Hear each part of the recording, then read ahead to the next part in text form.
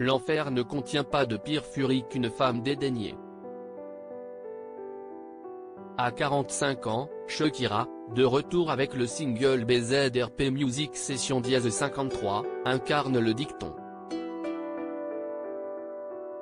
Avec cette revenge song, la star colombienne flingue tout simplement Gérard Piqué, le père de ses deux fils dont elle s'est officiellement séparée en juin dernier, après avoir découvert l'infidélité du footballeur avec une jeune femme de 23 ans, Clara Chiamarty. Liquidation de leurs 12 ans d'amour via ses paroles vindicatives: « Tu as troqué une Ferrari pour une Twingo, tu as troqué une Rolex pour une Casio ». La mère de l'ex-défenseur du FC Barcelone, Montserrat Bernabéu, n'échappe pas non plus à la colère de celle dont les coups de pied ne mentent pas plus que ses hanches. Alors qu'elle reproche également à son ex de lui avoir laissé une belle-mère pour voisine, la presse sur le pas de « sa » porte et le fisc s'est trousse dans son nouveau titre. Shakira, réellement voisine de Montserrat Bernabéu à Barcelone, a installé une sorcière sur son balcon pour effrayer son ex-belle-mère. Gérard Piqué aurait mieux fait de s'enquérir auprès d'Antonio de la Rúa, le précédent compagnon de la chanteuse, lui aussi voué aux gémonies après leur rupture.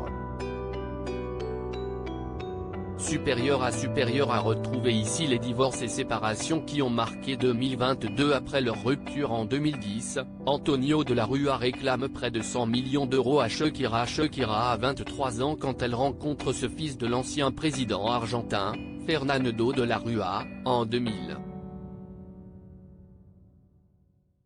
Cela fait 10 ans qu'elle est une star en Colombie. Enfant, elle a été diagnostiquée hyperactive. Elle est la fille d'un bijoutier. Elle rêve de devenir le nouveau diamant de la pop mondiale. Antonio a vite fait de la séduire avec son regard ténébreux et son pédigré étincelant.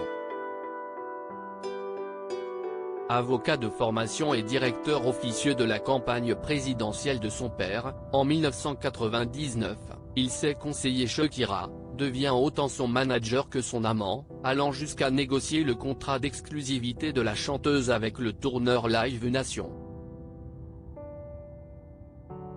Chèque de 70 millions d'euros pour le couple. Les amoureux deviennent surtout business partners, au fil des années. En août 2010, ils annoncent leur séparation amicale. Antonio de la Rúa reste l'un des conseillers juridiques de Shakira jusqu'en 2012. Jusqu'à ce qu'il lui réclame des indemnités pour ses conseils dispensés sur l'oreiller et jamais rémunérés, durant la décennie passée. Préjudice estimé à près de 100 millions d'euros, tout de même. Les ex se retrouvent devant un tribunal, qui déboute l'avocat.